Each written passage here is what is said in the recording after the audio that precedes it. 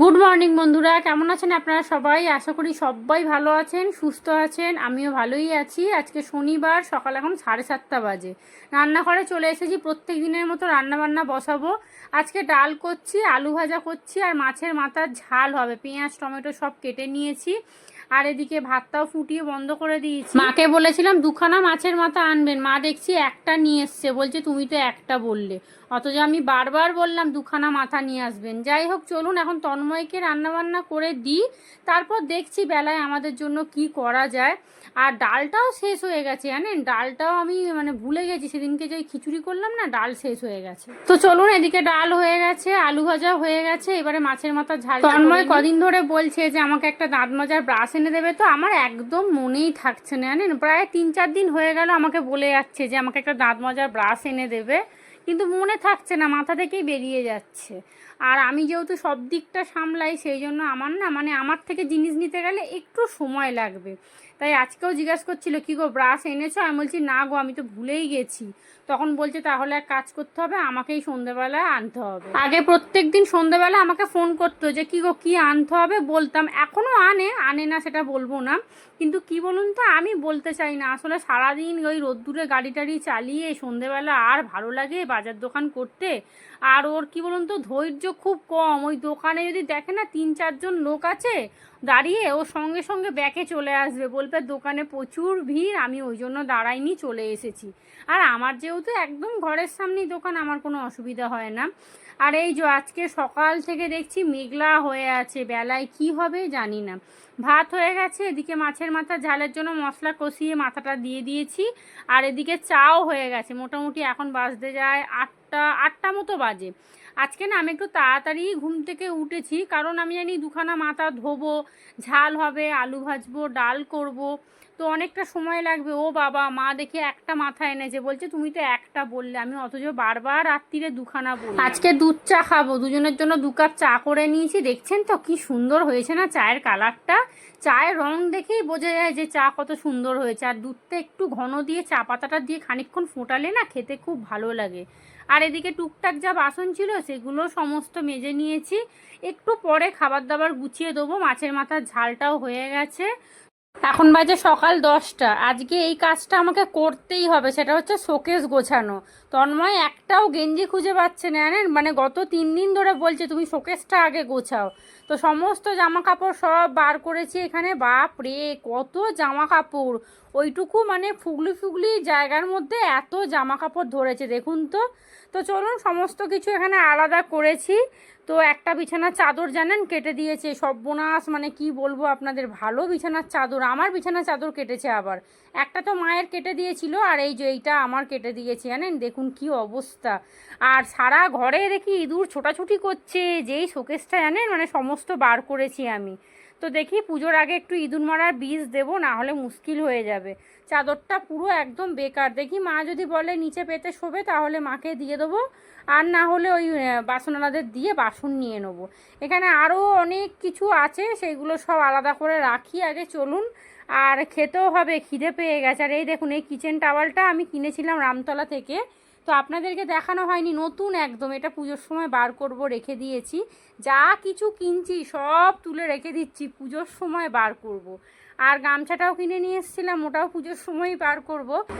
এখানে সমস্ত জামা কাপড় পুরো আলাদা করে নিয়েছি। তন্ময়ের তো জামা কাপড় খুব কমই আছে, আর যা আছে মোটামুটি আমার আর তৃষানের। এখানে এই সব বালিশের ওয়ার, বিছানার চাদর, আরও বিছানার চাদর সব ভালো ভালো ওইটার ভিতরে রেখে দিয়েছি, ওখান থেকে বার করতে হবে।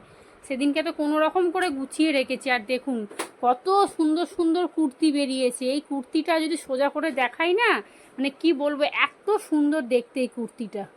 কাজ করা, পুরো অল বডি কাজ, একদম চুমকির কাজ করা। এই আওয়াজ করছিস কেন? এখানে সব কুর্তি আছে, একটু ইস্ত্রি করলে না পুরো একদম পরা যাবে, ভালো কুর্তি একদম। এখানে অনেক ভালো ভালো নাইটিও বেরিয়েছে। এই নাইটিটা খুঁজছিলাম, পাচ্ছিলাম না। এইটাও খুঁজছিলাম, পাচ্ছিলাম না। তারপরে এই যে এখানে একটা কুচি দেওয়া নাইটি, দেখুন, এইটাও খুঁজছিলাম, পাচ্ছিলাম না। সমস্ত নাইটি বেরিয়েছে। চলুন, এগুলোকে আবার জায়গা মতো রাখবো, তবে এখন আর রাখবো না, আগে খাবো। রুটি করব, রুটি আর চা খাবো ব্রেকফাস্টে। এদিকে আমার জন্য একটু চা করে নিয়েছি, আর এখানে রুটি করলাম, ময়দা মাখা ছিল। সেই যে পরোটা করেছিলাম পরশুদিনকে, আলুর পরোটা করবো বলে একটু ময়দা বেশি করেই মেখেছিলাম, কিন্তু সে তো আর আলুর পরোটা হলো না। আমার সেই কোমরে না ওই ঘাড় মাথায় ব্যথা করছিল, তার জন্য আলু পরোটা আর করিনি। তো সেই ময়দাটাই পড়েছিল, এখনও দুখানা রুটি হবে জানেন তো, পরপর করে খেয়ে নেবো, কারণ না হলে না ময়দাগুলো ফেলে দিতে হবে। তো এখানে 3খানা রুটি করেছি, কিন্তু 2খানা নেবো আর একটা রেখে দেবো। ময়দার রুটি না এমনি পেট ভার করে। তো চলুন, আর রান্না বান্না বলতে আমি চিন্তা ভাবনা করলাম বেলায় একটু আলু সেদ্ধ করব আর ডাল করব। তিশানকে বলেছি একটু পরে গিয়ে একটু ডাল এনে দে, একদম মুসুর ডালটা শেষ হয়ে গেছে। আমি সেই খিচুড়ি করেছিলাম, আর মনেই নেই জানেন তো। একার ওপরে সব কিছু ছেড়ে দিলে এরকমই হয়। আমি যেহেতু পুরো সংসারটা দেখি, তো সেই জন্য আমার না সব কিছু মাথায় থাকে না। ওই দোকানে গিয়ে হট করে মনে পড়লো, তখন হয়তো আমি আবার নিয়ে নিই। চা রুটি খেয়ে পেট একদম টাইট করে চলে এসেছি আবার জামা কাপড় গোছাতে। জামা কাপড়গুলো সমস্ত এই ঘরে নিয়ে এসেছি, এইগুলো প্রতিদিন লাগে না। এখানে সব বিছানার চাদর, বালিশের কভার, এইগুলো সব এখানে রাখছি। আর এই ওয়ার্ড্রপটা তো এমনিও হোমেও লাগে না, যজ্ঞেও লাগে না। আর ওই লকটা খারাপ হয়ে গেছে, দেখি ওই কাঠগোলা থেকে একটা ছেলে আছে, ওই বাচ্চা ছেলে, তো ওকে ডাকবো একবার যে একটু লকটা ঠিক করে দে তো কী হয়েছে। কারণ ওয়ার্ড্রপটা পুরো ঠিকই আছে, একদম ভালো ওয়ার্ড্রপ, খালি ওই লকগুলো না দেখছি একটু মানে ডিস্টার্ব করছে। যেমন এই ড্রয়ারের লকগুলো দেখছি মানে ঘোরানো যাচ্ছে না, জ্যাম হয়ে যাচ্ছে। আর এই নিচের লকটা তো একবারেই খারাপ হয়ে গেছে। আর এত ইঁদুর হয়েছে না, লক সিস্টেম না করলে মুশকিল হয়ে যাবে। ভালো ভালো চাদরগুলো যদি কেটে দেয় বাবা, আমি তো ঠ্যাং ছড়িয়ে কাঁদতে বসে যাবো। তো চলুন, এখানে সমস্ত কিছু গুছিয়ে নিয়েছি। কত যে নাইটি বেরিয়েছে, ওরে বাপ রে বাপ। আর অনেক নাইটি না একটু সেলাই করতে হবে, কারণ আমি ইদানিং একটু রোগা হয়ে যাচ্ছি। দেখছি আমি ওটা আসলে কদিন ধরে কি মানে শরীর খারাপ হচ্ছে, তারপরে এই কদিন আগে সাইনাসের প্রবলেম হলো, রাতের পর রাত ঘুমাইনি। তো সেই কারণে কি, আর এমনিও দেখবেন ঘুম না হলে না শরীর এমনিও খারাপ হয়ে যায়, মেজাজ খিটখিটে হয়ে যায়। তো এখানে সমস্ত কিছু গুছিয়ে রেখে দিয়েছি। এখানে বিছানার চাদর, বালিশের কভার, ওই কোনাটার মধ্যে সমস্ত ওড়নাগুলো রেখেছি, ওখানে 5খানা ওড়না আছে। আজকে জামা কাপড়গুলো যে গোছাতে পেরেছি, এটা একটা বড় শান্তি। মানে বিশেষ করে আমার কুর্তিগুলো না পুরো মুড়ে মারে, কি অবস্থা। 2খানা ভালো ভালো কুর্তি জলে চুবিয়ে রেখেছি, একটুখানি ধুয়ে তারপরে মিলবো, না হলে ওটার অবস্থা খুবই খারাপ। আর কুর্তিগুলো প্রত্যেকটা কুর্তি জানেন তো খুব বেশি পরিনি আমি, ওই 3বার কি 4বার পরেছি। আর অনেক কুর্তি তো কত পরবার, বেরোনোর বলতে গেলে শুধুমাত্র ওই মায়ের বাড়ি আর স্কুলে যাওয়া। তো যাই হোক, হয়ে গেছে গোছানো। এই যে মানে বড় কাজটা সেরেছি, এটা একটা শান্তি। মাইক্রোওভেনের টেবিলটা একটু পরিষ্কার করে নেবো, আজকে যে টুকটাক কাজগুলো আছে সেগুলো সমস্ত সেরে নেবো। মাইক্রোওভেনের টেবিলটা ভালো করে মুছে নিয়েছি, আর ঝুলে ভর্তি। কোথা থেকে যে এত ঝুল আসে ভগবান জানে। আপনারা তো দেখেন 15 দিন 20 দিন ছাড়াই আমি ঘরে ঝুল পরিষ্কার করি, পাখা পরিষ্কার করি, তারপরেও এখানে এত ঝুল কি জানি। তারপর দেখুন জিনিস কিন্তু ব্যবহার হচ্ছে, এমন নয় যে একভাবে পড়ে আছে সেই কারণে এত ঝুল। এখানটা ভালো করে পরিষ্কার করে 2টো খবরের কাগজ পেতে দিয়েছি, আর এখানে চপার বোর্ডটা রেখে দিলাম। চলুন, টুকটুক করে মোটামুটি ভালোই কাজ হয়েছে। এইবারে যাব হচ্ছে ওই ঘরে। আর এই দেখুন, এই পর্দাটা লাগাবো বলে এখানে নিয়ে এসেছিলাম, কিন্তু পর্দাটা না ওই দড়ি সিস্টেম করতে হবে, নাহলে লাগানো যাবে না। ওখানে একটা পর্দা লাগালে না বেশ দেখতে ভালো লাগবে, নাহলে আলুর চুবড়ি টুবড়িগুলো দেখা যায় তো ভালো লাগে না।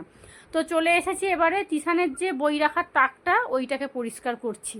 তো বাইরে নিয়ে গেছি, মারাত্মক ঝুল। প্রথমে ভেবেছিলাম একটু বাথরুমে নিয়ে গিয়ে একটু স্কচ ব্রাইট দিয়ে মেজেই নিই, তারপর ভাবলাম যে না, বাইরে ঝাঁটাটাকে দিয়ে বেশ করে বাড়ি মারি, তাহলে ঝুল এমনিই চলে যাবে। আর ঘরের মধ্যে এসব করবো না, বাইরে ঝাঁটা তো ঘরে ঢোকাবো না। ভালো করে পরিষ্কার করে নিচ্ছি, নিয়ে এইবারে এটাকে একটা অন্য জায়গায় রাখবো। আমি একটুখানি মানে মাপঝোঁকটা দেখে নিলাম যে এখানে থাকবে কিনা। এই দেখুন, এই জায়গাটা বেকার বেকার তো ফেলে রেখে কোনো দরকার নেই। তো আমার ছোট ঘর, যেখানে যা রাখা যাবে সেটাকে আগে ব্যবহার করতে হবে। তো এখানে তাকটা রেখে দিয়েছি, এইবারে 2খানা খবরের কাগজ পেতে নেবো।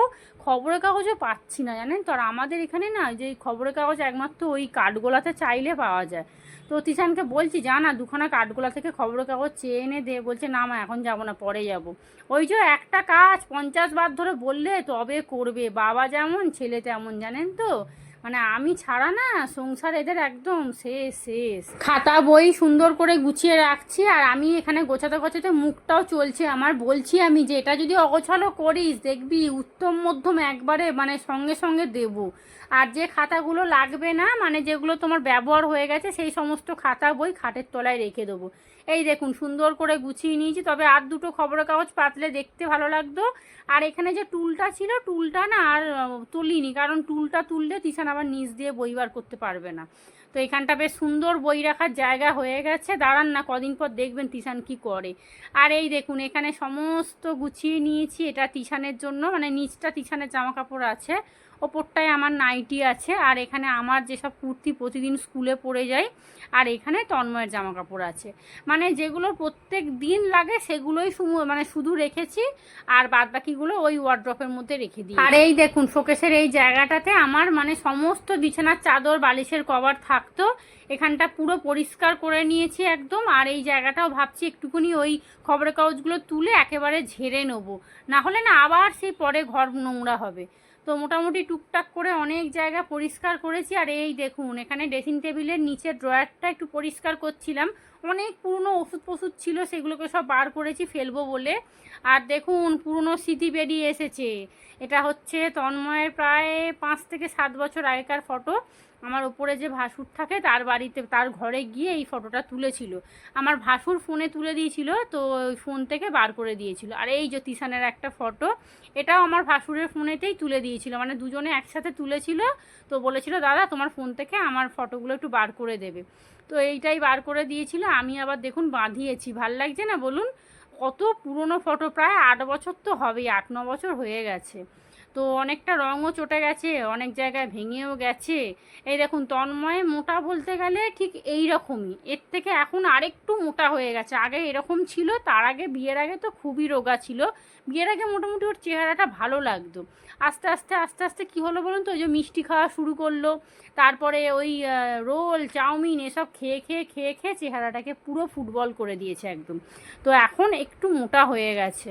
আর এই যে এখানে আমি ফ্রিজটাকেও আজকে পরিষ্কার করলাম, ফ্রিজ পরিষ্কার করিনি, ফ্রিজের পিছনটা পরিষ্কার করেছি, ভুলভাল বলে দিচ্ছি, আসলে এত কাজ করছি তো মানে শরীরে আর এনার্জি নেই। ফ্রিজের পিছনে শুধু চিপসের প্যাকেট, লজেন্সের প্যাকেট এই সবই বেরিয়েছে, আর কান খোঁচা, মানে বেরোচ্ছে না, মানে ঝুলের সাথে পুরো এঁটে গেছে একদম। জানেন কদিন আগে ফোন কেনার আগে ফ্রিজ পরিষ্কার করেছিলাম না, আপনাদের দেখিয়েছিলাম মনে হয়, তো তারপরেও এত বেরিয়েছে, আর বেরোচ্ছে না, লাস্টে বাইরে ঝাঁটাটা দিয়ে টেনে টেনে বার করে ফ্রিজের পিছনটা ভালো করে পরিষ্কার করলাম।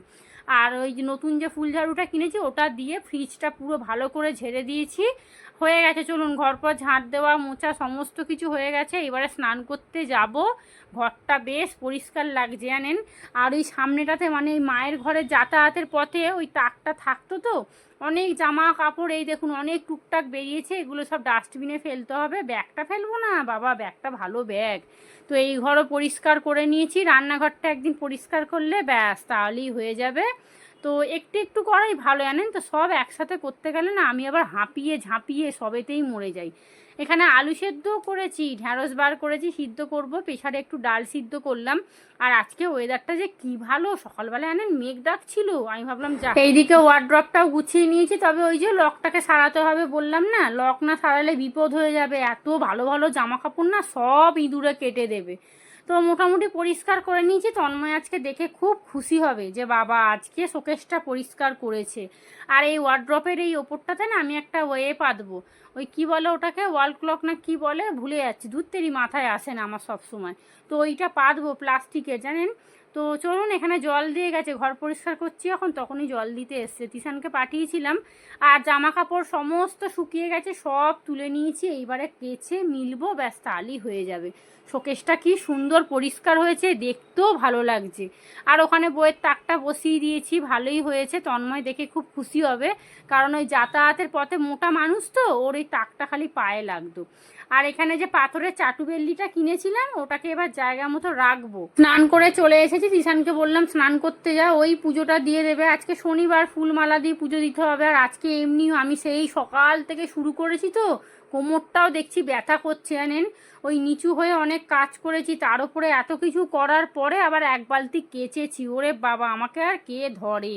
তো এখানে কয়েকটা বাসন আছে, সেগুলো সব মাজবো। রান্না বলতে ডালটা এখন একটু ফোড়ন দেবো, আর ঢ্যাঁড়স সিদ্ধ বসাবো, একটু পেঁপে সিদ্ধ করব।